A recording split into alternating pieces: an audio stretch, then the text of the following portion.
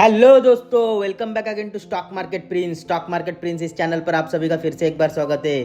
तो फ्रेंड्स, आपने अगर हमारे पिछले वीडियो को नहीं देखा है तो प्लीज़ से एक बार से जाकर चेकआउट कर लेना। वहाँ पर हमने 15 कंपनीज को डिस्कस किया है जो कि कॉमन कंपनीज है, लेकिन उन कॉमन कंपनीज में भी आप डाइवर्सिफाई करके किस तरह से अपने स्टडीज के आधार पर आप अनकॉमन रिटर्न जनरेट कर सकते, इसको हमने डिटेल में उस वीडियो में डिस्कस किया हुआ है। और मैं अगर एक रिटेल इन्वेस्टर होता या फिर बिगिनर होता इंडियन स्टॉक मार्केट में, तो किस तरह से मैं विथ वेरी लो रिस्क अपने पोर्टफोलियो को बिल्ड करता विथ 15 कंपनीज ओनली, इसे हमने सीखा हुआ है। तो आप प्लीज एक बार वहां चेकआउट कर लेना। तो चलिए, अगर हम आज के हमारे इस वीडियो की बात करें तो इस वीडियो में हम आज कॉन नोट्स जो कि कंक्लूजन होते हैं आफ्टर क्वार्टरली रिजल्ट के बाद, जो गाइडेंस मैनेजमेंट देती है हमें, उस गाइडेंस को हम पढ़ेंगे और मैनेजमेंट क्या बताने की कोशिश कर रही है और मैनेजमेंट का फ्यूचर आउटलुक क्या है, इसे हम जानेंगे। और इसके लिए हम 5 कंपनीज को हमारे इस वीडियो में शामिल करेंगे, जिसमें से 2 कंपनीज पाइप सेक्टर से, एक लार्ज कैप पाइप कंपनी है जो कि पीवीसी पाइप बनाती है, प्लास्टिक पाइप्स बनाती है, और एक स्मॉल कैप कंपनी है जो भी वो भी सिमिलर पाइप सेक्टर से ही है। और इसके साथ ही हम एक एनर्जी सेक्टर की कंपनी को लेंगे जो कि स्मॉल कैप कंपनी है, लेकिन काफ़ी अच्छा टेलविंड है या फिर काफ़ी अच्छा सेक्टर है अभी के समय। उस कंपनी के मैनेजमेंट की कमेंट्री को हम पढ़ेंगे और उनकी फ्यूचर गाइडेंस का अंदाजा लगाएंगे। साथ ही साथ हम एक ऑटो एंसिलरी कंपनीज की भी मैनेजमेंट की कमेंट्री को सुनेंगे, जहां पे उनके चेयरमैन कुछ महीने पहले ही पास हो चुके और वहां पे उनके डेथ के बाद उनके जो पोजीशन है वहां पे के लिए थोड़ा सा कंट्रोवर्सी बना हुआ है, इसे भी हम जानेंगे। और इसके बाद फाइनली हम एक केमिकल कंपनी के मैनेजमेंट की कमेंट्री को पढ़ेंगे जो कि लीडर कंपनी है, लेकिन अभी के समय कंपनी काफ़ी दिक्कतों में और हेडविंड्स फेस कर रही है। तो इस कंपनी ने भी किस तरह का गाइडेंस और फ्यूचर का आउटलुक दिया हुआ है अपने इन्वेस्टर्स को, इसे भी पढ़ेंगे। तो चलिए, वीडियो को स्टार्ट करने से पहले आज के मार्केट की क्लोजिंग को देख लेते हैं। तो आप देख सकते हैं आज के दिन यानी कि मंडे के दिन हफ्ते के पहले कारोबारी सेशन में निफ्टी और सेंसेक्स दोनों ही मेन इंडाइसेस में 0.4% की तेजी बनी रही, जहां पर अच्छा खासा तेजी देखी गई। और बैंक निफ्टी में लगभग फ्लैट क्लोज हुआ है, ना तेजी रही ना मंदी रही। इसके बाद अगर हम निफ्टी के अलग अलग इंडाइसेस की बात करें तो आप देख सकते हैं Nifty realty, Nifty metal, Nifty consumer durable, Nifty pharma, ये सभी चारों इंडाइसेस हल्के फुल्के तेजी के साथ 0.4 to 0.7% तेजी के साथ क्लोज हुए। इसके बाद Nifty commodities, Nifty auto, Nifty consumption और निफ्टी मिड कैप, यहाँ पर भी लगभग 0.1 to 0.4% की तेजी बनी रही। और इसके बाद निफ्टी हेल्थ के, Nifty infra, Nifty private bank, Nifty IT, यहाँ पर पॉजिटिव या फिर फ्लैट परफॉर्मेंस रहा। इसके बाद अगर हम बात करें नेगेटिव की तो आप देख सकते हैं स्लाइटली नेगेटिव में Nifty financial services, Nifty small cap 100, Nifty FMCG और निफ्टी पीएसयू बैंक थे, जहां पर 0.1 to 0.3% की नेगेटिविटी बनी रही। तो आज के दिन कुछ ज़्यादा फायरवर्क्स नहीं था, एकदम शांत माहौल था मार्केट में। लेकिन इसके बाद अगर हम बात करें तो आज आपको पता ही होगा गवर्नमेंट की तरफ से एक गुड न्यूज़ आया है। तो चलिए उस न्यूज़ को हम डिस्कस कर लेते हैं। तो आप इस आर्टिकल में पढ़ सकते हैं, गवर्नमेंट ने कहा है कि जो जीएसटी के रेट्स कट्स होने वाले थे, यानी कि जीएसटी के रेट्स में जो कट होने वाले थे या फिर जो नया जीएसटी का रिफॉर्म होने वाला था, वहां पर गवर्नमेंट ने दिवाली की जगह दशहरा में ही उसको इम्प्लीमेंट करने का फैसला लिया है। जहां पर आप देख सकते हैं गवर्नमेंट ने ये कहा हुआ है कि जो टैक्स स्लैब है वो इजी करने के लिए सिर्फ 5% और 18% का टैक्स स्लैब ही रखा जाएगा हर गुड्स के ऊपर। और यहाँ पर आप देख सकते हैं सिंप्लिसिटी मेंटेन करने के लिए गवर्नमेंट ने सिन गुड्स पे 40% का लेवी लगाया हुआ है, यानी कि जो सिगरेट, टोबैको या फिर लिकर हो सकते हैं वहाँ पे ज़्यादा टैक्स रहेगा और 2 ही टैक्स ब्रैकेट रहेगा, 5% एंड 18%। इसके बाद आप देख सकते हैं यहाँ पर सेंटर गवर्नमेंट और स्टेट गवर्नमेंट दोनों ही गवर्नमेंट को जीएसटी स्ट्रक्चर के रिफॉर्म के कारण 40,000 करोड़ का जो है घाटा यानी कि वित्तीय घाटा आप बोल सकते हैं, जहाँ पर गवर्नमेंट को जो 40,000 करोड़ रुपए एज अ जीएसटी मिलता था वो कम हो सकता है, ऐसा अनुमान लगाया गया है आफ्टर जीएसटी कट। तो देखते हैं किस तरह से प्ले आउट होता है। लेकिन जीएसटी कट का जो मेन एम है वो गवर्नमेंट का ये है कि गवर्नमेंट चाहती है कि जीएसटी कट होने के कारण जो इन्फ्लेशन है या फिर चीज़ों के जो दाम है वो घटेंगे और जिसके कारण डिमांड बढ़ेगी, और डिमांड बढ़ने के साथ साथ ही जहां लोग एक चीज़ खरीदते थे वहां दो खरीदेंगे। इस तरह से गवर्नमेंट इसको प्ले कर रही है और साथ ही साथ जीएसटी भी आपको कम भरना पड़ेगा, यानी कि कंज्यूमर को कम भरना पड़ेगा। तो चलिए, इसका भी इफेक्ट आज के दिन मार्केट में कुछ ज़्यादा खास आते हुए नहीं दिखा है। तो ये तो रहा हमारे जीएसटी की खबर। इसके बाद अगर हम हमारे वीडियो की बात करें तो हमारे वीडियो में सबसे पहले हम एक बहुत ही बढ़िया सेक्टर की यानी कि एनर्जी और वाइंड सेक्टर की, wind energy, green energy sector की कंपनी के मैनेजमेंट के कमेंट्री के साथ शुरुआत करते हैं। तो स्टार्ट करते सबसे पहली कंपनी के साथ जिसका नाम है केपी एनर्जी। आप देख सकते हैं केपी एनर्जी ने Q1 फाइनेंशियल ईयर 2026 यानी कि जून क्वार्टर के रिजल्ट को अभी फिलहाल में डिस्कस हम किए हुए थे, और यहाँ पर ऑल टाइम हाई Q1 के रिवेन्यूज कंपनी ने जनरेट किए हुए और रॉबस्ट ऑर्डर बुक है कंपनी के पास, ये मैनेजमेंट ने कहा है। और क्लियर इंडस्ट्री को काफ़ी अच्छा टेलविंड यानी कि बहुत अच्छे दौर से गुजर रही है इंडस्ट्री, ऐसा मैनेजमेंट का कहना है। और कंपनी कंटिन्यू लिवरेज करते जा रही है और इंटीग्रेटेड वाइंड ईपीसी कैपेबिलिटीज के चलते कंपनी एक लीडर कंपनी बन गई है अपने मार्केट में। और इनका जो ईपीसी यानी कि इंजीनियरिंग प्रोक्यूरमेंट एंड कंस्ट्रक्शन का जो पार्ट है उसके चलते कंपनी को काफ़ी अच्छा फायदा मिल रहा है। और कंपनी बीओपी प्लेयर यानी कि बैलेंस ऑफ प्लांट, ये भी अच्छा खासा कंपनी को एज दे रहा है ग्रोथ की तरफ। और मैनेजमेंट इस तरह के कंपनी में काफ़ी अच्छा खासा बैरियर होता है, यानी कि कोई भी इस कंपनी में जल्दी एंट्री नहीं कर सकता। इसका भी फायदा मैनेजमेंट कह रही है उनकी कंपनी को मिलता हुआ दिख रहा है। इसके बाद अगर हम फ्यूचर ग्रोथ की बात करें तो मैनेजमेंट काफ़ी ऑप्टिमिस्टिक है, यानी कि काफ़ी अच्छा फ्यूचर ग्रोथ मिल सकता है कंपनी को, ऐसा मैनेजमेंट का कहना है। और ऑर्डर भी काफ़ी स्ट्रांग है और इन फ्यूचर काफ़ी बड़े पाइपलाइन में ऑर्डर पड़े हुए हैं और एंटिसिपेट है कि ये ऑर्डर बढ़ भी सकते हैं। इसके कारण कंपनी काफ़ी बढ़िया परफॉर्म कर सकती है इन फ्यूचर, ऐसा मैनेजमेंट का कहना है।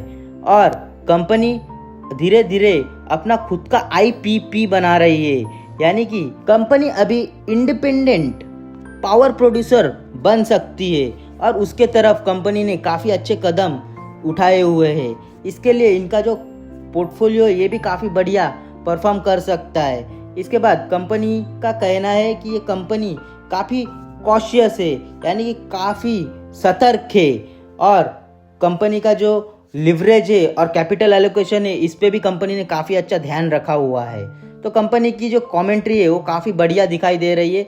देखते हैं गोइंग फॉरवर्ड किस तरह का शेयर में चाल बनता है। इसके बाद अगर हम कंपनी का 1 ईयर का डेटा देखें तो 1 ईयर में आप देख सकते हैं पिछले साल के कंपनी ने 17% डिस्काउंट के साथ कंपनी अभी के समय अवेलेबल है, तो काफ़ी बढ़िया प्राइस पे भी अवेलेबल है और कमेंट्री भी काफ़ी अच्छी है, तो आप इस पर नज़र रख सकते हैं।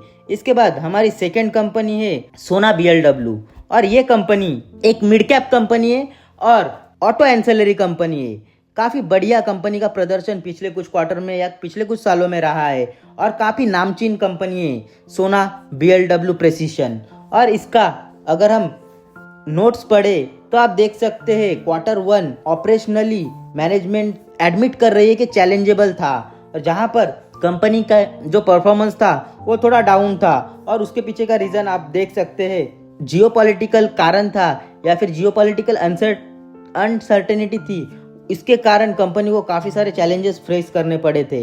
लेकिन इसके बाद कंपनी का अगर आप स्ट्रेटेजिक डायरेक्शन देखें तो ईवी में ग्लोबल लीडरशिप है कंपनी के पास और एशिया में काफ़ी अच्छा प्रेजेंस है और प्रोडक्ट और सेक्टर में डाइवर्सिफिकेशन भी है, जिसके कारण कंपनी का जो ऑर्डर बुक है वो रिकॉर्ड हाई की तरफ है और स्ट्रांग एक बैटरी ईवी व्हीकल में कंपनी का मेजर परफॉर्मेंस है। इसके बाद अगर हम टेक्नोलॉजी और प्रोडक्ट डेवलपमेंट की बात करें तो कंपनी ने नए मोटर सेंसर्स और रेलवे सेंट्रल के टेक्नोलॉजी अपग्रेडेशन के लिए फ्यूचर ग्रोथ को काफ़ी अच्छा मोट मान के चल रही है। इसके बाद मैनेजमेंट की अगर हम बात टोन की करें तो आप देख सकते हैं मैनेजमेंट ने एडमिट किया हुआ है कि करंट चैलेंजेस के बावजूद मैनेजमेंट ऑप्टिमिस्टिक है मीडियम टर्म के ट्रैजेक्टरी के लिए, और हो सकता है शॉर्ट टर्म में कुछ थोड़ा बहुत नेगेटिव इम्पैक्ट हो, लेकिन कंपनी का जो ऑर्डर बुक है और न्यू लॉन्च और न्यू इंडस्ट्री में जो कंपनी फोरे कर रही है, इसके कारण कंपनी को काफ़ी अच्छा फायदा नियर टर्म या फिर आगे फ्यूचर में लॉन्ग टर्म में काफ़ी बढ़िया मिल सकता है। लेकिन आपको ये बात जरूर ध्यान में रखना चाहिए कि इनके जो चेयरमैन है संजय कपूर, इनका पिछले 2 महीने पहले ही निधन हो चुका है, जहाँ पर थोड़ा सा इनकी जो मदर है और जो इनके वाइफ है, इनके बीच थोड़ा सा जो माइंडसेट है वो मैच नहीं हो रहा है कंपनी के प्रति, और इसके कारण थोड़ा सा एक गवर्नेंस या फिर कॉर्पोरेट गवर्नेंस का इशू खड़ा हो रहा है। इस पे भी आपको नज़र रखना चाहिए। अगर हम पिछले 1 साल की बात करें तो इस कंपनी ने पिछले 1 साल में लगभग 37% के नेगेटिव रिटर्न दिए हैं और कंपनी अभी अच्छे खासे डिस्काउंट के साथ अवेलेबल है। इसके बाद अगर हम नेक्स्ट कंपनी की बात करें तो नेक्स्ट कंपनी है प्रिंस पाइप्स, और इस कंपनी का आप देख सकते हैं ये कंपनी काफ़ी ज़्यादा अंडर परफॉर्म कर रही है दूसरे पीयर्स के कंपैरिजन में या फिर प्लास्टिक पाइप्स कंपनी के कंपैरिजन में।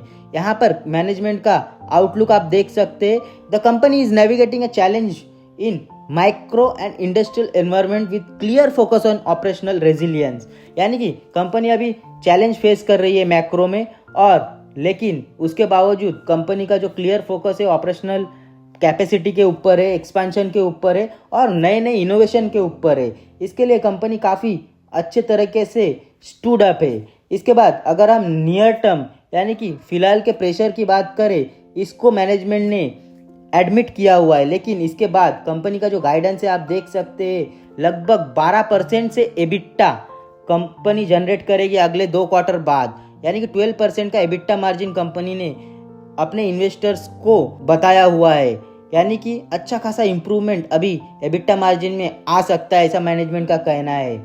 और मैनेजमेंट का आगे ये भी कहना है कि ये रिटर्न रेशियोज को इम्प्रूव करेंगे और नए कैपेसिटीज़ को बढ़ाएंगे, और डिमांड जैसे ही रिकवर होएगा, जिसकी पूरी उम्मीद है मैनेजमेंट को, इसके साथ साथ इनका जो परफॉर्मेंस है वो भी काफ़ी बढ़िया बेहतर हो सकता है। इसके बाद अगर हम स्ट्रैटेजिक इनिशिएटिव्स की बात करें तो कंपनी का ब्रांडिंग, चैनल और न्यू प्रोडक्ट जो सेगमेंट है और बाथवेयर का नोटेबली उन्होंने बताया हुआ है, वो काफ़ी अच्छा ग्रोथ दिखा सकता है इन फ्यूचर। तो देखते हैं इन फ्यूचर कैसा रहता है इसका परफॉर्मेंस। और अगर हम इस कंपनी के 1 साल के पिछले रिटर्न की बात करें तो -42% के रिटर्न है इस कंपनी ने इन्वेस्टर्स को जनरेट करके दिया वो पिछले 1 साल में। लेकिन अभी आप देख सकते हैं निचले स्तरों से थोड़ी रिकवरी देखी जा रही है कंपनी के स्टॉक में। लेट्स सी किस तरह से पैन आउट होता है ये सिचुएशन। इसके बाद इसके ही कंपैरिजन में हम एक लार्ज कैप या फिर mid cap type of company की प्रिंस पाइप के कंपैरिजन में एक प्लास्टिक पाइप कंपनी है सुप्रीम इंडस्ट्री, इसको भी देख लेते हैं इसके मैनेजमेंट का क्या कहना है। तो सुप्रीम इंडस्ट्रीज आप देख सकते हैं काफ़ी बढ़िया प्रदर्शन कर रही है और प्लास्टिक पाइप बिजनेस में अच्छा एक्विजिशन भी करते जा रहे हैं, जहां पर वेविन का एक्विजिशन किया हुआ है कंपनी ने और उसको कंपनी अच्छा खासा इंटीग्रेट कर रही है। और मैनेजमेंट काफ़ी बुलिश है डिमांड रिकवरी मार्जिन को लेकर और इम्पैक्ट जो नया प्रोडक्ट और न्यू टेक्नोलॉजी है उसको लेकर। लेकिन मैनेजमेंट यहाँ पर भी नियर टर्म जो हेडविंड्स प्रिंस पाइप फेस कर रहा है वही ये भी कंपनी फेस कर रही है। यहाँ पर भी कंपनी को inventory loss, agricultural slow down, ये सब का सामना करना पड़ रहा है, ऐसा कंपनी का कहना है। इसके बाद अगर हम कंपनी का मेन फोकस देखें तो आप देख सकते हैं कंपनी का मेन फोकस फिलहाल प्रीमियम प्रोडक्ट्स पर है और ऑपरेशनल एफिशिएंसी पे है, यानी कि कंपनी अभी काफी अच्छे तरीके से ऑपरेशनली एफिशिएंट बनने की कोशिश कर रही है। और यहाँ पर वेविन का जो उन्होंने एक्वायर किया हुआ है इसको भी अच्छे खासे से इम्प्लीमेंट करना है ग्रोथ के लिए, ऐसा कंपनी का कहना है। और कैपेक्स की बात करें तो कैपेक्स का जो है इंटीग्रेशन ऑफ वेविन आप देख सकते हैं। इसके बाद कंपनी को जो नए प्रोडक्ट्स है उनका भी सर्टिफिकेशन आ सकता है, जैसे कि गैस पाइप्स और कॉम्पोजिट सिलेंडर्स अभी नए मार्केट में आ गए। तो ये सब जो कंपनी के फंडामेंटल से ये आगे की तरफ चलकर अच्छा खासा ग्रोथ दिखा सकते हैं, ऐसा मैनेजमेंट का कहना है। इसके बाद अगर हम इस कंपनी का भी चार्ट देखें पिछले एक साल का, तो ये कंपनी भी लगभग 14% या 15% डाउन है अपने एक साल के प्राइस से, और यहाँ नीचे से भी अच्छा खासा रिकवर कर चुकी है। तो देखते जो प्लास्टिक पाइप इंडस्ट्री है वो अभी नीचे से रिकवर कर रही है, और ऐसा संकेत आ रहा है कि यहाँ पर बॉटम बन चुका है नीचे का। तो देखते गोइंग फॉरवर्ड यहाँ पे भी कैसा रहता है मूड माहौल। इसके बाद लास्ट कंपनी की तरफ हम बढ़ते हैं, तो ये कंपनी का नाम है आरती इंडस्ट्रीज। बेंजीन में ये कंपनी लीडर है और स्पेशलिटी केमिकल की एक कंपनी है और काफ़ी नामचीन कंपनी है। ये कंपनी आरती ग्रुप की फ्लैगशिप कंपनी है, और यहाँ पर भी जून क्वार्टर के रिजल्ट कंपनी के आउट हुए थे। उसके बाद मैनेजमेंट का कहना है, आप देख सकते हैं मैनेजमेंट को काफ़ी बड़ा झटका लगा था जब जियोपॉलिटिकल टेंशन चल रहा था, और साथ में यूएस के जो टैरिफ है इसके कारण भी कंपनी के जो मार्जिन से काफ़ी हिट हुए हैं। इसके बाद कंपनी का जो ऑपरेशनल और फाइनेंशियल परफॉर्मेंस है दोनों ही बिगड़ चुका था, लेकिन फिर भी इसके बाद भी मैनेजमेंट कॉन्फिडेंट है और ये बताने की कोशिश कर रही है कि अभी आहिस्ते आहिस्ते स्ट्रेंथ बिजनेस में लौट रहा है, और इनका जो डाइवर्सिफिकेशन है प्रोडक्ट का, ये आगे की तरफ के ग्रोथ को काफ़ी अच्छा पुश कर सकता है। इसके बाद ऑनगोइंग जो कैपेसिटी एक्सपेंशन है कंपनी का, वो भी काफ़ी अच्छा प्रदर्शन कर सकता है आगे की तरफ, और कॉस्ट ऑप्टिमाइजेशन जो है, जो उन्होंने कॉस्ट को कम किया है फिलहाल इन्वेंटरी वगैरह, उसके चलते भी आगे की तरफ अच्छा ग्रोथ मिल सकता है, ऐसे कंपनी का कहना है। लेकिन नियर टर्म में थोड़ा सा हेडविंड है कंपनी के, ये भी कंपनी के मैनेजमेंट ने एडमिट किया हुआ है। इसके बाद अगर हम स्ट्रैटेजिक पाइवट्स की बात करें, तो इनका एडवांस केमिस्ट्री और मार्जिन एक्रेटिव प्रोडक्ट्स की तरफ ज़्यादा ध्यान और फोकस है। इसके चलते कंपनी ग्रोथ एक्सपेक्ट कर रही है इन फ्यूचर, और कंपनी का ये भी कहना है कि जियोपॉलिटिकल रिस्क को कंपनी के मैनेजमेंट अच्छे से ध्यान रख रही है और प्रोएक्टिवली उसे मैनेज कर सकती है, और लॉन्ग टर्म फोकस है इनका ग्रोथ के ऊपर, और इनका जो इम्प्रूवमेंट है मार्जिन में, इसके ऊपर भी ये खास तरह से ध्यान दे रहे हैं और कैपिटल डिसिप्लिन के साथ काम कर रहे हैं। इसके बाद अगर कंपनी का एबिटा एक्सपेक्टेशन देखे तो नियर टर्म में कुछ भी कंपनी ने गाइडेंस नहीं दिया हुआ है, लेकिन अगले 3 साल में कंपनी का एबिटा 1800 करोड़ तक पहुंच सकता है, ऐसा कंपनी का मानना है। और कंपनी ये हासिल करने में काफ़ी सक्षम महसूस कर रही है खुद को कि ये अगले 3 साल में अच्छे से हासिल कर सकते हैं, जो कि अभी के समय 900 करोड़ के आसपास का एबिटा कंपनी जनरेट कर रही है। उसको ही बढ़ा के 1800 करोड़ का एबिटा कंपनी अगले 3 साल में जनरेट करने का टारगेट रख रही है। तो देखते हैं मैनेजमेंट के कमेंट्री के हिसाब से कंपनी खरी उतरती है या नहीं अगले 2-3 साल में। इस कंपनी के अगर हम स्टॉक की बात करें तो आप देख सकते हैं ये कंपनी का स्टॉक लगभग 40% डाउन है पिछले साल के हाई के आसपास से। तो कंपनी में अच्छा खासा पेन है अभी के समय। देखते हैं गोइंग फॉरवर्ड किस तरह का चाल बनता है कंपनी के स्टॉक में। तो फ्रेंड्स, हमारे आज के इस वीडियो में इतना ही।